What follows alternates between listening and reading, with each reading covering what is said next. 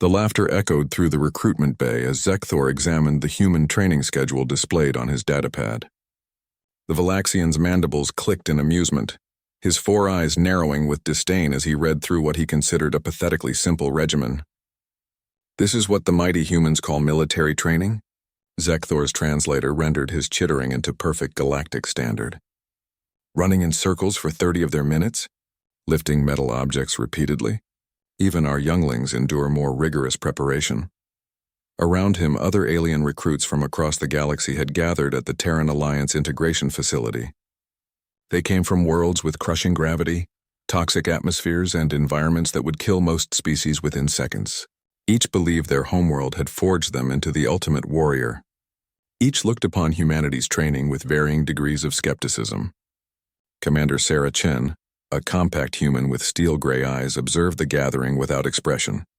She had overseen hundreds of such integration cycles, watching alien species learn the same harsh lesson. Time and again, the Valaxians conquered 14 star systems through superior physical prowess, whispered Graktul, a hulking Mortekian whose stone-like skin could deflect plasma bolts. "If even Zekthor finds this training inadequate," the assembled aliens nodded in agreement.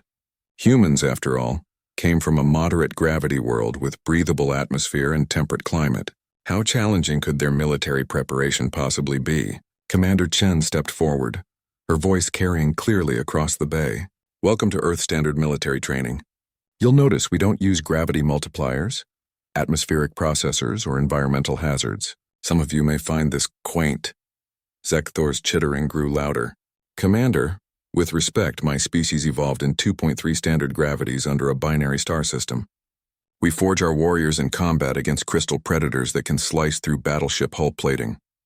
This human training appears designed for soft-bodied younglings." "Noted," Chen replied simply. "Training begins at 500 hours. I suggest you get some rest." The next morning arrived with the harsh blare of sirens. Zekthor rolled from his sleeping pod, his exoskeleton gleaming as he flexed his multiple limbs. Around him, other recruits prepared for what they assumed would be a leisurely introduction to human military methods. They assembled on a basic training ground, flat terrain, Earth-standard gravity, comfortable oxygen-nitrogen atmosphere. No environmental hazards, no hostile fauna, no artificial obstacles beyond some simple wooden barriers and rope constructs. "Today's training is straightforward," announced Sergeant Rodriguez, a scarred human veteran. 5-kilometer run followed by calisthenics, obstacle course, and combat training. "Nothing your species haven't done before, I'm sure," Zekthor scoffed. 5 kilometers? He regularly traveled 50 kilometers across Valaxian crystal fields while hunting. The other aliens shared his confidence. This would be embarrassingly easy. The run began at a pace that seemed almost insultingly slow. Zekthor found himself bored, his 4 legs carrying him effortlessly while the humans maintained their steady, rhythmic gait. Even the massive Mortekians, despite their lumbering appearance, moved with casual ease. But something strange began happening around the 3-kilometer mark. The humans' pace remained absolutely constant, their breathing steady, their form unchanged. Meanwhile, Zekthor noticed his own breathing deepening. His legs, designed for explosive bursts of speed across difficult terrain, began to feel heavy. By kilometer 4, confusion replaced arrogance. The humans showed no signs of fatigue while several alien recruits had begun struggling.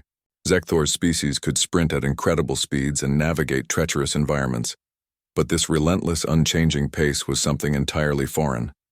The 5-kilometer run ended with Zekthor gasping, his exoskeleton slick with perspiration he didn't know he could produce. Several aliens had collapsed while the humans barely seemed winded. "Interesting," Commander Chen observed as medics attended to the fallen recruits. "Most predator species excel at explosive movement, ambush attacks, rapid escapes, territorial battles. But sustained effort over extended periods? That's quite rare in the galaxy." The calisthenics proved even more revealing. Exercises that seemed simple, push-ups, sit-ups, jumping jacks, became instruments of torture when performed continuously. Zekthor's powerful limbs, evolved for crushing opponents in brief, savage encounters, trembled as he attempted to match the humans' steady, repetitive movements. The obstacle course shattered whatever remained of alien confidence, not because the obstacles were particularly challenging, they weren't, but because the humans approached each barrier with methodical persistence, their movements efficient and economical, while the aliens exhausted themselves with dramatic leaps and shows of strength. By midday, Zekthor lay sprawled on the training ground, his respiratory system working overtime to process oxygen his body desperately needed. Around him, representatives of a dozen species that had conquered star systems and dominated galactic sectors gasped and wheezed like dying fish. Commander Chen knelt beside him, offering water. "Your species are impressive, Recruit Zekthor.